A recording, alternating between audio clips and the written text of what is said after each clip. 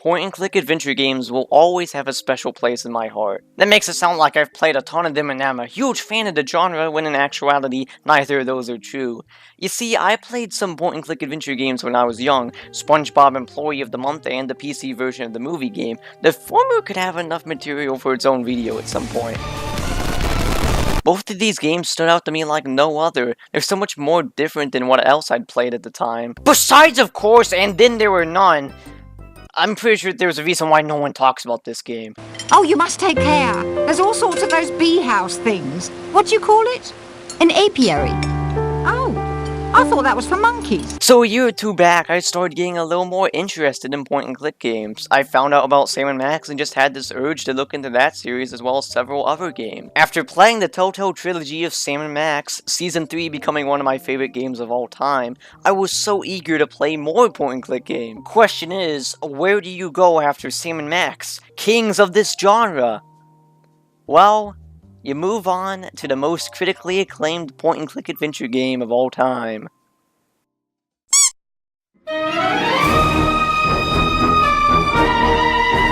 Surprisingly, I heard about this one a long time ago, even before Sam & Max, and I actually find a lot of the history surrounding this game to be really interesting. Tim Schafer came up with the concept for Grim Fandango, and I know about him because he went on to make Psychonauts. After playing that, I knew that Tim had a really creative and odd style that made all of his games unique. So after several years of being aware of this game, it was finally time for me to give it a shot.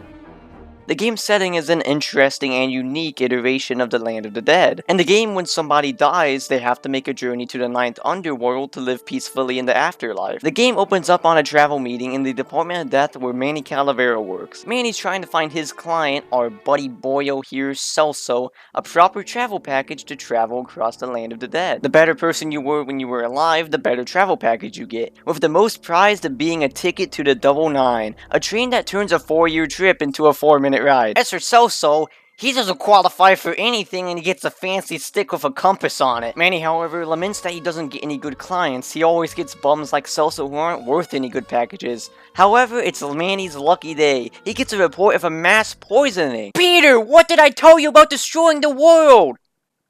You're supposed to wait for me. Anyway, back on point, he receives a report of a mass poisoning from his boss, so, seeing this is a perfect opportunity to get a hold of a good client, he heads out.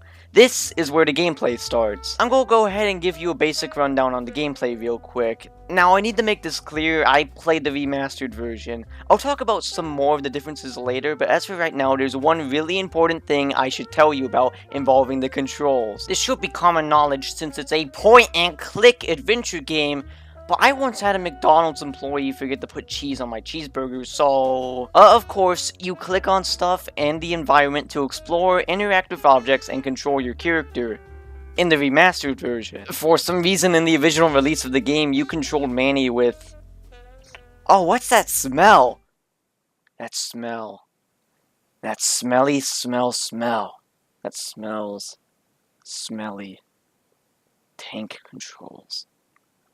Tank control! Okay, who greenlit this? It's a point-and-click adventure game! And you decide to have your primary way of movement be tank controls? How brain dead do you have to be to make a design choice like that? Here's the deal with tank controls. They're usually used for slower paced games with fixed camera angles. You see them used a lot in survival horror games like the first 3 Resident Evil games, so you have better control and aiming. So, do you see the issue? Grim Fandango doesn't have dead people in it. Oh, wait a second. Okay, let me reword that. Grim Fandango is not a survival game, nor does it have any shooting whatsoever, making the tank controls completely unnecessary for this kind of game. Thankfully, they addressed this in the remake. You can click on something and Manny will go there. You have the option to use tank controls though if you're feeling nostalgic. Or hate yourself. Tim, this isn't funny. This is mean. And as for your item inventory, well, I'm not a fan of that either. Every other game I've played in this genre, you get to see all your items at once. Here though, you have to sort through them one at a time. As for exploration, you can click on many different objects and giving you a prompt to examine it, pick it up, or interact with it. With that said, stop trying to pick up his computer. As of now, we've got bigger fish to fry. Manny's gotta get to the poisoning, and he's gonna need a driver because... I don't know why. Califair, you can't tell me you're too stupid to drive. Alright, pipe down, there's no point in talking to me now, cause I don't speak tofu. Jeez. With one trip to the garage, we're introduced to quite possibly the most important character in the entire game.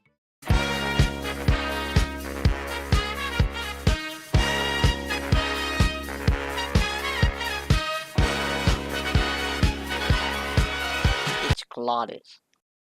I can't be the only one who thinks he looks like the Rancor from LEGO Star Wars 2. But being serious, I love this dude. He's loud, entertaining, has a lot of funny quotes, just a lovable character. And if there's one thing I love, it's being loud! Here comes the first puzzle. Glottis can drive for us, but he can't fit into any of the cars, and he's not allowed to modify any of the cars without company permission. You can attempt to go get a signature, but your boss will always decline it. I quite enjoyed my first time through the building. You're currently confined to the office and the streets surrounding it. After enough exploration, you'll eventually notice a rope outside the office. Your boss played hooky and is using an automatic voice system to respond to requests. Break into his office, change the automatic response, and now you can get permission to modify the car for Glottis to drive. By the time Manny reaches the land of the living, which, holy crap, they put way too much effort into this one part, and it barely lasts a minute. It's almost like if I were to make a stupidly complex edit in for a few seconds, that would end up taking me 20 minutes to make. No, I'm not doing that. Manny ends up being pretty late and... of course, ends up with yet another lackluster client. This guy's even worse. He just ends up getting packed away in a coffin. Manny's boss is unsatisfied too, threatening to fire him if he doesn't get any good clients. However, Manny's taken notice that his co-worker Domino has been receiving some pretty good clients, so he ends up getting the idea to steal one from him. As of right now, there are a few more accessible areas, one of them being Domino's office where you can go visit and talk to him. You know, this used to be my office. Yeah, I know. I found your name on some comic books in the desk. I want my office back. Don't worry, you'll have years and years to enjoy it after I get promoted out and you're still here. Yeah, but I've gotta give him credit. He's the right kind of hateable. He's not insufferable, yet he's just hateable enough to where it's satisfying when you knock him down a peg. Speaking of knocking him down a peg, we've gotta get to stealing that client. There's Monkey Dude, another mechanic who's in charge of fixing the messaging machine that sends clients to agents. Of course, the machine is our next target. We need to give the mechanic a reason to open it up and go inside to fix it so that we can get our hands on a worthwhile client. And I got stuck. Of course, this is nothing new. Several people get stuck on a variety of puzzles in certain point-and-click games. If the solution to a difficult puzzle isn't clear, then you might just have to pop open a guide. I had this happen a couple of times whenever I was playing through Sam & Max Season 1 and 2. The thing is, whenever I'd pull up a guide there, I'd feel stupid for not realizing the puzzle. First time I looked at a guide in Grim Fandango, it set a bad impression.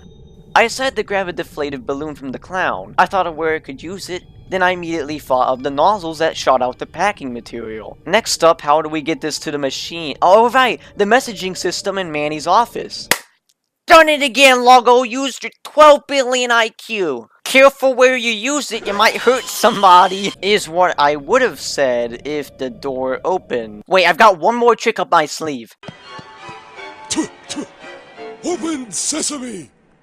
Upon looking at another guide, I figure out I have to grab yet another deflated balloon, use it on the other nozzle in the packing room, and then send that down the messaging tube. So they essentially copy-pasted a step of the puzzle to prolong it. On top of that, the mechanic won't get his fat behind out of the way so that Luggo can steal clients. Him standing there is just a trick though, cause you can do something. If you just leave the room, then you boned yourself. After you leave, the mechanic will leave as well, locking the door on his way out. Simple, redo all the puzzle steps I just listed. What you're actually supposed to do is click and interact with that tiny little minuscule lock on the door. Since the lock is sticking out, of course, the door won't fully close. After that, you can make it into the machine. But why did they feel the need to add this step to the puzzle and make it where you'd have to redo earlier steps if you messed up? Well, Manny eventually borrows a client. He goes out and retrieves the client by the name of Meche, brings her back to the office, and she appears to qualify for a 99 ticket, yet the computer says otherwise. She's sent off, and afterwards, Manny has an emergency meeting with his boss, who found out that he stole a client. He's locked in Gloucester's old shack as a punishment before being released by the guard, who has a vendetta against the company. Turns out, he's in charge of the Lost Soul Alliance, examining the company's more nefarious deeds. Even one of Manny's co-workers, Eva, is with them. This is pretty neat and all. The problem is, we don't care! Manny runs a few errands for them, including getting these stupid birds as messenger pigeons. And now, Manny actually feels committed to go find Meche. The Alliance sends him off, and Manny arrives in the Petrified Forest to go searching for Meche. But I don't like the name Petrified Forest, it's not that fitting.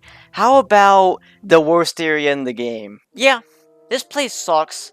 I mean, at least we've got Glottis, but he's not very happy. He got fired. It's like they reached into my chest and pulled out my heart and threw it into the woods! He's willing to drive Manny around the forest though, but this place is just miserable. I'm not going to go into too much detail because we'll be here all day, but let's just say all the puzzles here feel fairly unclear with their instructions. Instead of the solutions feeling logical, they feel like something that you'd randomly guess. Even then, how could you possibly randomly guess any of these? There's literally one that requires you to rip this sign out of the ground. How am I supposed to know to do that? Game, I am begging you. Throw me a bone. You're not funny. Oh, and Glottis. I love him, guys. I really do. But he has the OGV. Have you ever heard the OGV?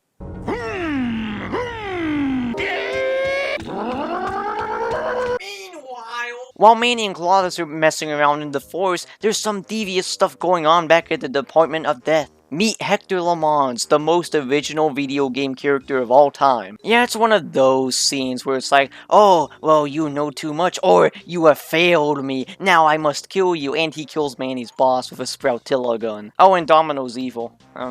I guess that was a surprise. I guess you can tell I don't really give much of a crap anymore. After a long day of playing out in the woods, you get a nice peaceful rest stop, and Manny decides to pick up a job at this cafe.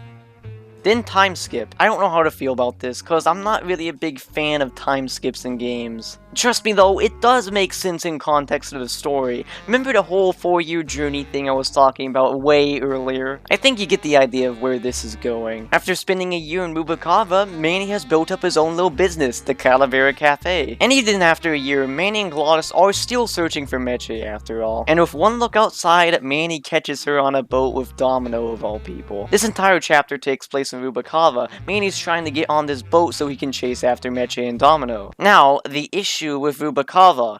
This place has so many screens that I can't come up with enough words for this transition thing I'm doing. I know a lot of people enjoy this part of the game, and I like the atmosphere and all, but the gameplay here is just absolutely dreadful. The amount of areas, characters, and objects to interact with lead to some of the most convoluted puzzles I've seen. At this point, this game had completely lost my interest, if the Petrified Forest didn't already do that, that is. Manny has to do a lot of different things to get onto the ship, such as take another crew member's place, or get a box of tools. But simply getting one of those tasks done is just way too overwhelming for me. Mainly because of stupid stuff like, where do I go? I didn't know that was a puzzle. I didn't know that that wasn't a puzzle and that I just wasted my time. Why do these two things correlate? Why do these three things correlate? When I get the VIP pass for the big boy casino, why do I have to give it to Glottis out of literally everyone else? At the very least, I can give it some merit. I like the characters here, and I do enjoy the atmosphere. Not to mention, there is a legitimately good puzzle here. This shady guy, Chowchilla Charlie, you end up stealing this betting stub generator from him. You can use the betting stubs that you make with this thing at the cat racing casino. And you figure out what specific details you need to put on the stub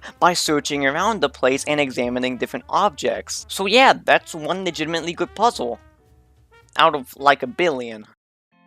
You know, I could continue complaining about every bad puzzle I see, but we'd be here all day. I'm pretty certain that you get the idea. My verdict on this game is not going to be very positive, simply due to the puzzles. I'm still going to bring a few up, but those are just going to be special cases. So let's think about something a little more positive to talk about. The presentation is really solid in this game. Of course, the models do look a little rough around the edges, even worse in the original version, but they've been polished up here. They are very polygonal. I mean, even N64 Bowser wouldn't be out of place here, but I still think that there's a certain charm to them. On topic with stuff like this, I read some reviews on Steam saying that the remastered version has a few glitches that weren't in the original. Sounds like the only thing they polished up were the models, but then again I could be incorrect about this, considering that I haven't played the original version. I ran into this weird graphical glitch at the bone marrow tree, where the brightness just got completely out of whack and I couldn't move Manny. I had to restart the game. As for the soundtrack, whenever it comes to me and music and video games, there are usually a few standout tracks that I'll listen to. Same case applies to this game, but all the songs are relatively good, besides the Petrified Forest theme, which just gets super repetitive. My standout track for this game, Swanky Maximino. It's a perfect jazz piece.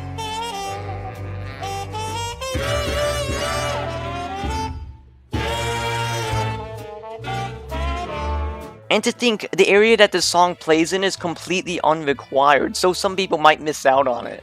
The story from here on out gets a little bit juicy. Manny and Glottis leave Rubacava on a boat to go find Meche. After spending a whole year out on the sea, Manny receives a message from the Lost Soul Alliance that Hector LeMans is going to find and kill him. Sure enough, half the crew has been sprouted. So what do you do if you're trapped on a boat with a group of people who are intent on killing you?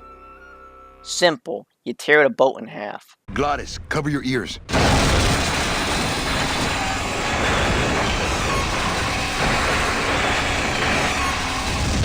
I saw this boat in half! Manny and Glottis sink to the bottom of the sea and they meet this guy named Chipito. They manipulate Chipito to explore the ocean floor, not before waiting 12 years for him to walk around this big circle, and find themselves at a big boat operated by a kraken kidnapping citizens. Luggo has had enough of Chipito's crap and uses him as bait, and then Manny and Glottis board the boat. And they're brought all the way to a facility out at the end of the world. And guess what? Meche's here too, but she's not too excited to see Manny considering what he did. And the head honcho of this facility is none other than Domino. And this was all part of one big trap. Domino's in charge now, and he sends Glottis off the face of the earth.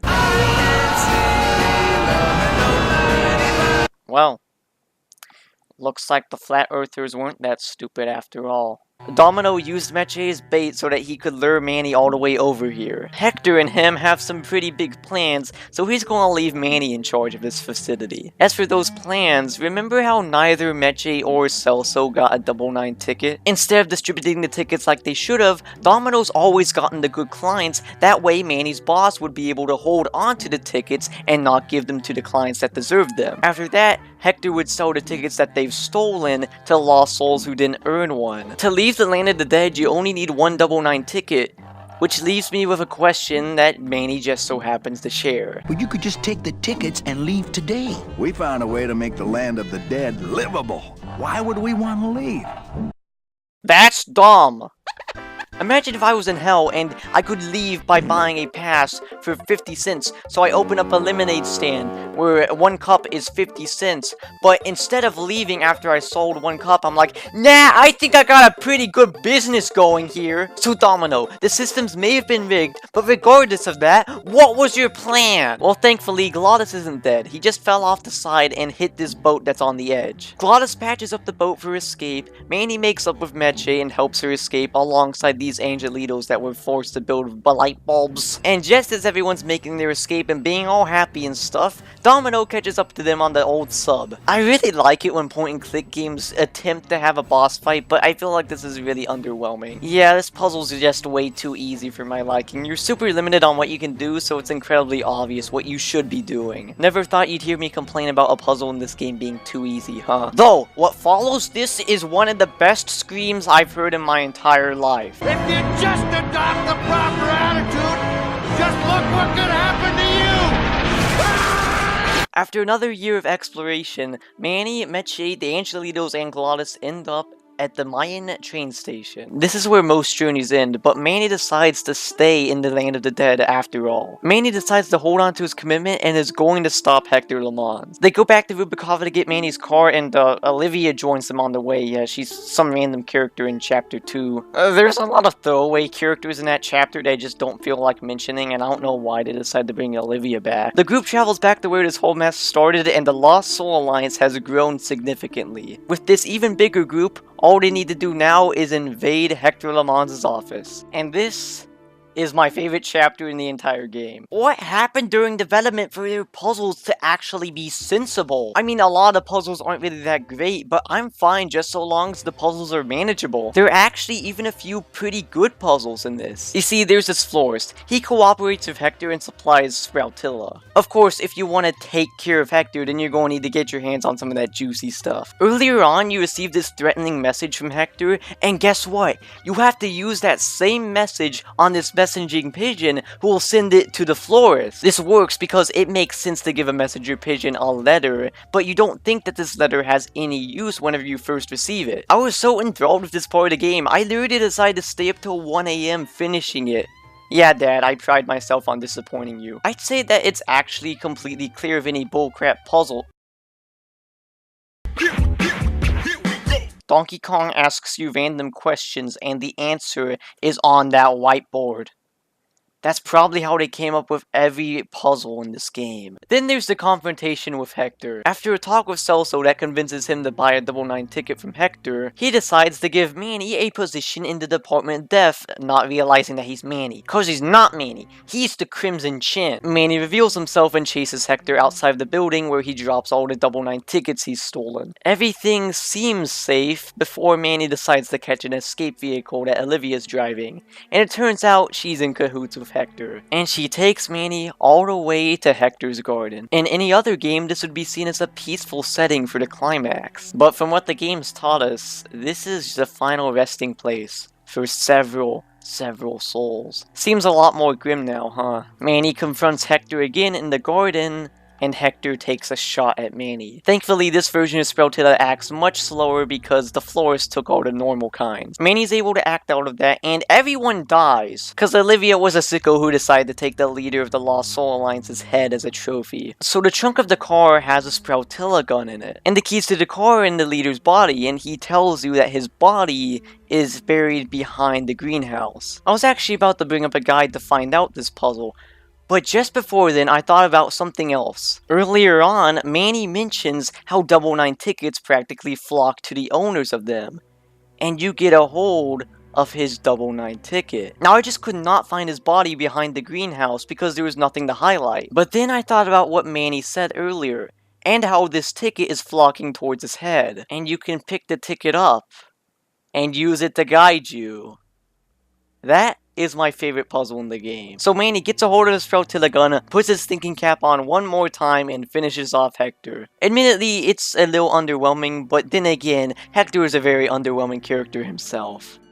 Afterwards, everyone gets their tickets back, Manny says goodbye to Glottis and leaves with Meche on the 99. You know, even though I didn't enjoy this game very much, I'm glad I sat through till the end because it had a really solid finale. But before I go, there's one more thing I want to mention. It's about the puzzles. I know I've grinded them into the ground at this point, shut up. When I hear a reviewer mention bad puzzle design in a point-and-click game, they just write it off as something normal. But this is a video game. I get it that point-and-click adventure games are a little more immersive and have a lot more atmosphere and stuff, but I don't want cryptic puzzles to completely rip me out of the experience. And I get the feeling that a lot of other people feel this way too. You see, even though this game was a critical success, it was a commercial failure. And after this, point-and-click games kind of died out for a little while. And I guess you could see this game as the end of a genre. Quite fitting too, since it has some of the best and worst aspects of these games. Well, I'm Luggo the Luggician, and thank you very much for watching.